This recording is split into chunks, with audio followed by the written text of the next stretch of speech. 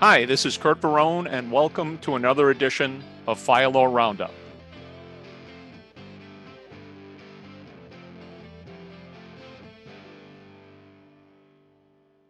I love this next case. I can't tell you how great this is because I disagree with the holding, and I think it gets reversed on appeal if they appeal it, and I assume they will, and because it links to something that happened last week and a couple weeks before that. So here, very simple facts. An FDNY firefighter, he was terminated in March from the FDNY. He refused to get a COVID vaccine. He did it on religious grounds, right?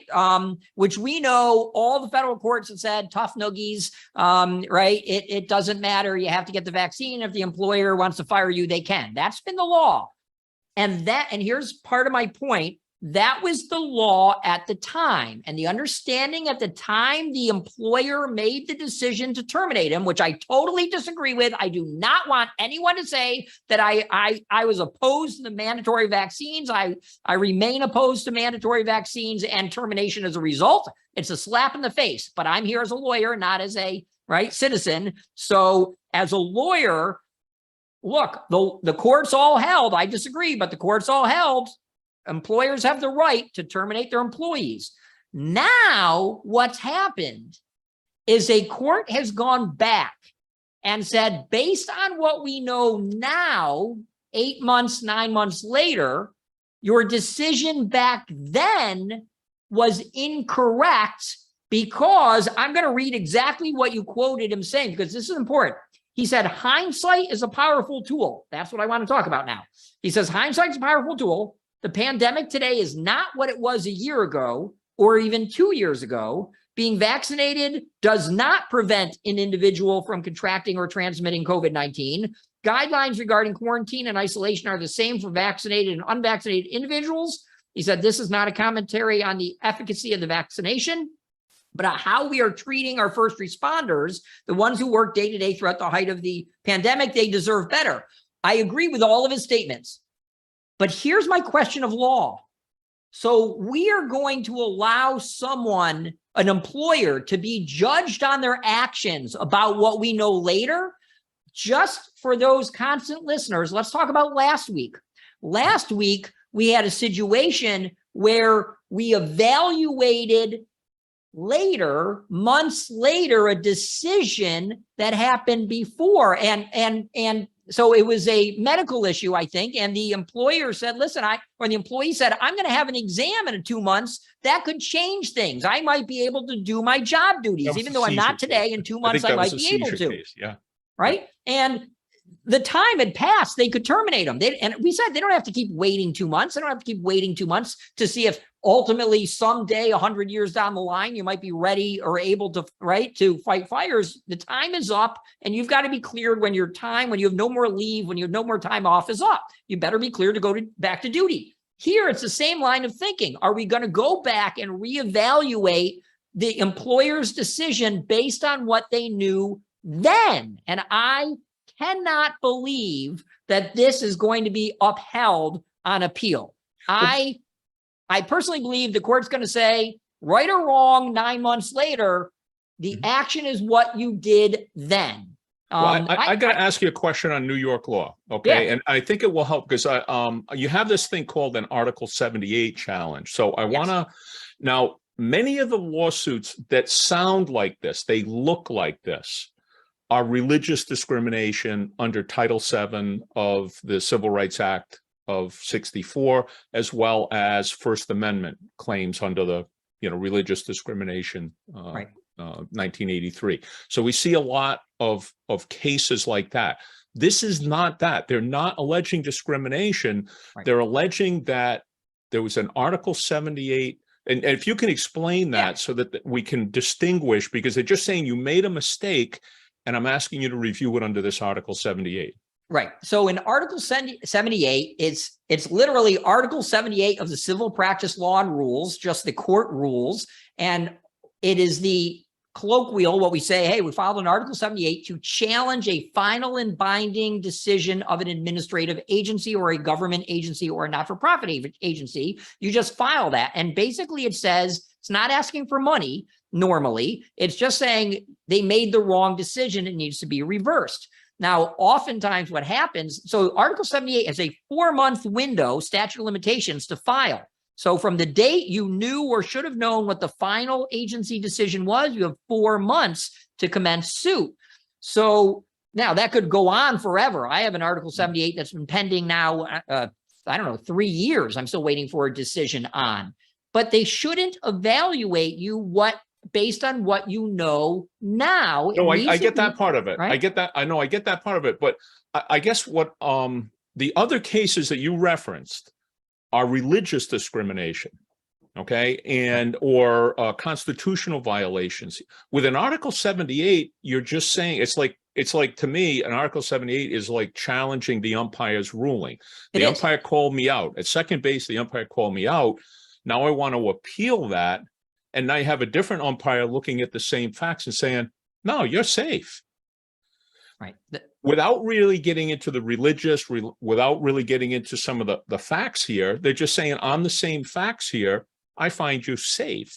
But it always leads to money, right? If you win on the Article 78, there's always another lawsuit in court saying, hey, law of the case, another court declared them wrong for terminating, right? Whether it violated rights is a separate issue, but it's a pretty good it's a pretty good holding or event for a would-be plaintiff to say, hey, I just won a court where my employer was deemed wrong to be terminating me. Here, again, it has to be based on, let me give you a different situation, a real scenario in my office that we have where they terminate a volunteer firefighter, right, for what happened on a day.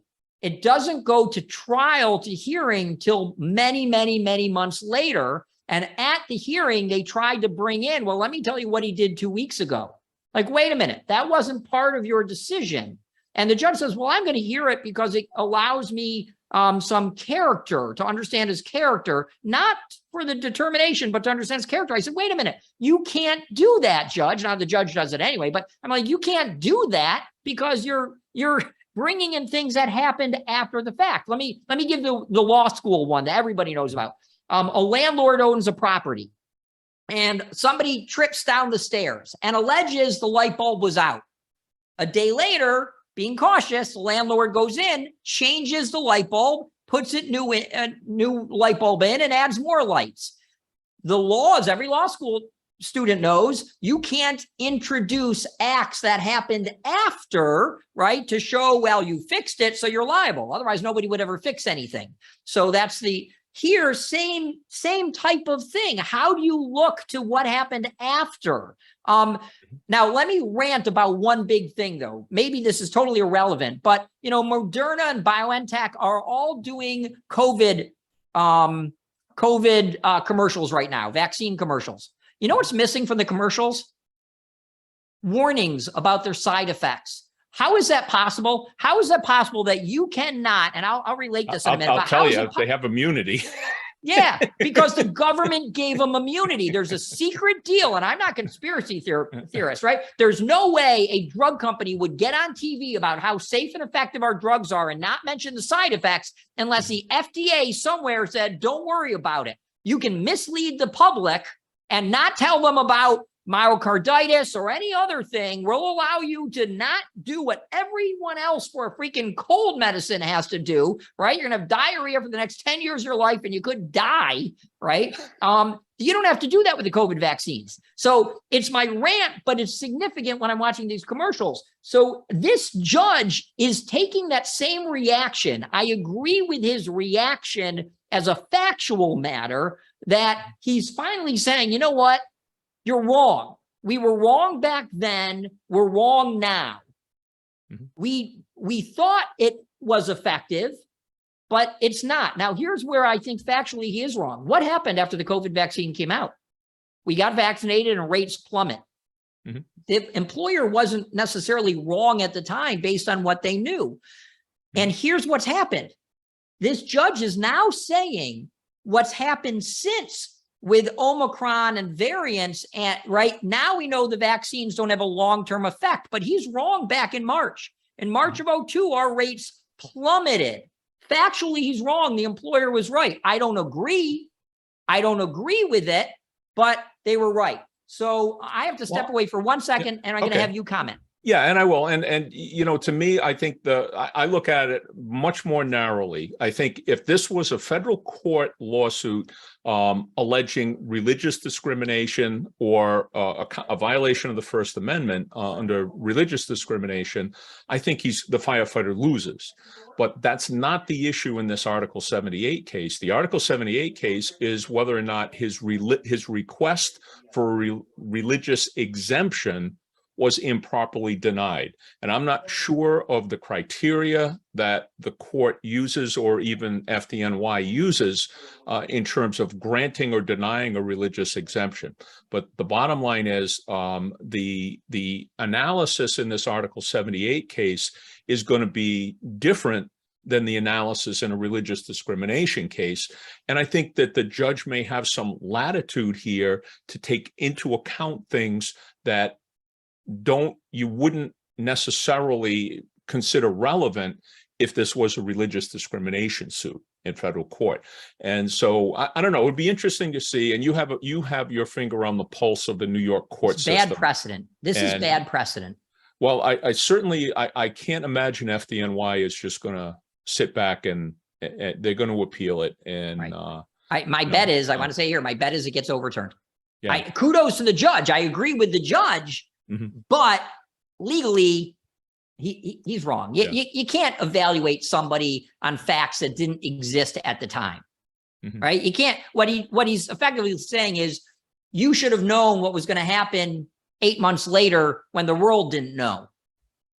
You can't. That's an unfair test. Well, again, I don't think the issue here was whether or not FDNY can impose a vaccine requirement. That's not the issue. The issue here is whether or not they improperly denied a religious exemption.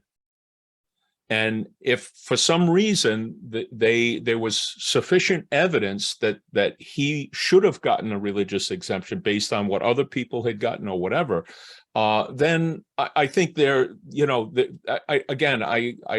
very easy to get confused in this area. This is not a religious discrimination suit. This is an Article 78 challenging the decision to deny him an exemption. The judge saw it differently than the hearing officer or whomever made the decision in FDNY. From what I understand, there was over 1,000 requests, and there was only like 15 that were granted. So that's I mean, I don't know what criteria they use in making those, but interesting issue.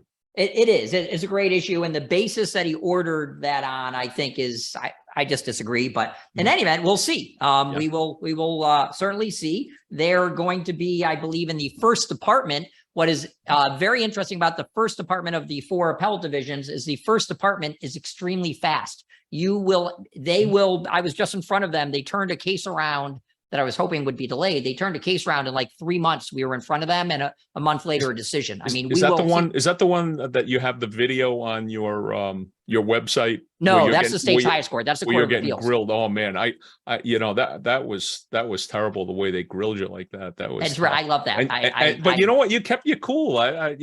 Tip of the hat to that one, boy. I think that, being in front of 7 very smart judges is a very difficult challenge, who have the right to tell you to shut up at any moment. Shut up, and if you don't shut up, you're going to spend the night in jail. Right. It's anyway, but great issues. Great.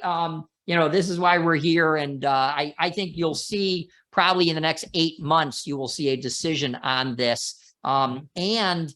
It's interesting. It opens up a lot. It might open up Pandora's box. Who knows? Maybe other pending decisions, Article 78 decisions are still, maybe other Article 78 challenges are still pending. And now they're looking to this to see when do we get to judge what the employer knew, now or before? And again, I think this retroactive or you should have had the foresight to know what happens. I think this goes to all sorts of different suits. The premise of whether you can tell an employer, we're going to judge you from today, the day the court's looking at it, versus the day you made the decision. Bad idea. Bad idea. I'm opposed to it. Anyway, that's where we are. Great day. Yep. We're going to wrap up here. And I do want to encourage you to please subscribe. Please click like and share for our videos. It's really important to us. We want to keep doing this. We're somewhere around 640 subscribers. We really need to get up to 1,000. We want to keep doing this. That really makes a big difference to us and our ability to keep doing this. So, please click like and share, and please subscribe. And we'll see you next week for another edition of Fire Law Roundup. Thanks, Brad. Thank you.